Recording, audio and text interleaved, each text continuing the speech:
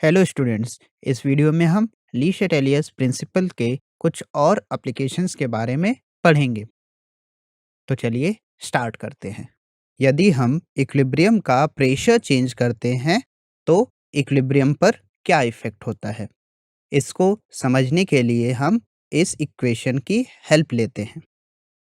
Equilibrium पर NO2 और N2O4 दोनों एग्जिस्ट कर रहे होंगे, तो इक्विलिब्रियम मिक्सचर का कलर हमें कुछ ब्राउनिश नज़र आएगा।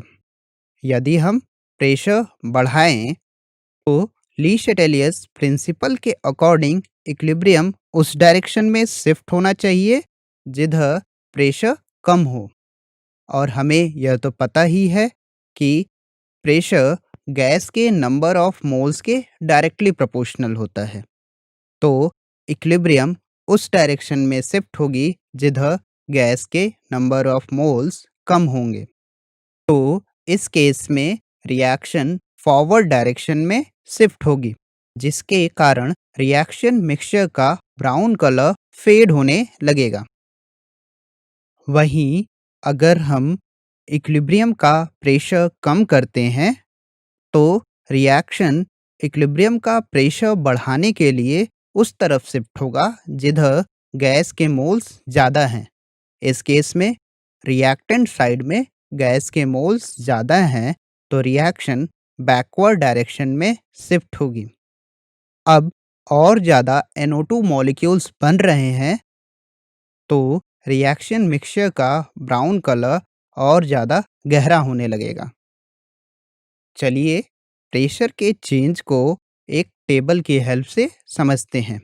हमें पता है कि प्रेशर गैस के मोल्स पर भी डिपेंड करता है, तो हमें सबसे पहले यह पता करना पड़ेगा कि किस तरफ गैस के मोल्स ज़्यादा हैं। यदि हम एक ऐसी रिएक्शन लेते हैं जिसमें डेल्टा Ng की वैल्यू ग्रेटर दैन 0 है, यानी प्रोडक्ट साइड में गैस के मोल्स रिएक्टेंट साइड से ज़्यादा हैं, और इस केस में प्रेशर इंक्रीज करें तो इक्विलिब्रियम प्रेशर डिक्रीज करने के लिए रिएक्टेंट साइड में शिफ्ट होगी, यानी बैकवर्ड डायरेक्शन में शिफ्ट होगी। वहीं हम प्रेशर डिक्रीज करते हैं तो रिएक्शन प्रेशर इंक्रीज करने के लिए ज़्यादा नंबर ऑफ गैसियस मोल्स की तरफ शिफ्ट होगा, यानी फॉरवर्ड डायरेक्शन में शिफ्ट होगा।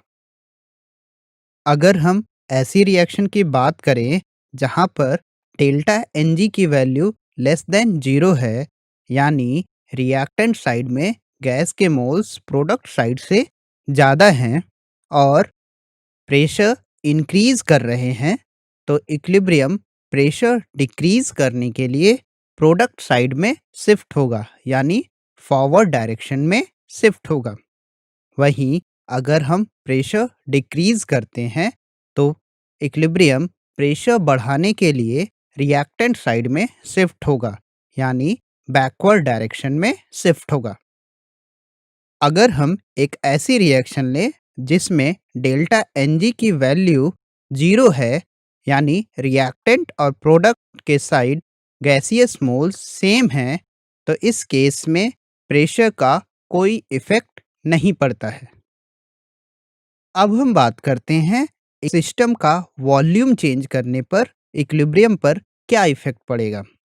हम यह जानते हैं कि कांस्टेंट टेम्परेचर पर वॉल्यूम प्रेशर के इन्वर्सली प्रोपोर्शनल होता है, तो वॉल्यूम चेंज का इक्विलिब्रियम पर इफेक्ट प्रेशर चेंज का एग्जैक्टली उल्टा होगा। इसको भी हम इस टेबल की हेल्प से समझने की कोशिश करते हैं। यदि डेल्टा N की वैल्यू ग्रेटर दैन 0 है, तो वॉल्यूम इंक्रीज करने पर इक्विलिब्रियम फॉरवर्ड डायरेक्शन में शिफ्ट होगी। वहीं अगर इस केस में वॉल्यूम डिक्रीज कर रहे हैं तो इक्विलिब्रियम बैकवर्ड डायरेक्शन में शिफ्ट होगी।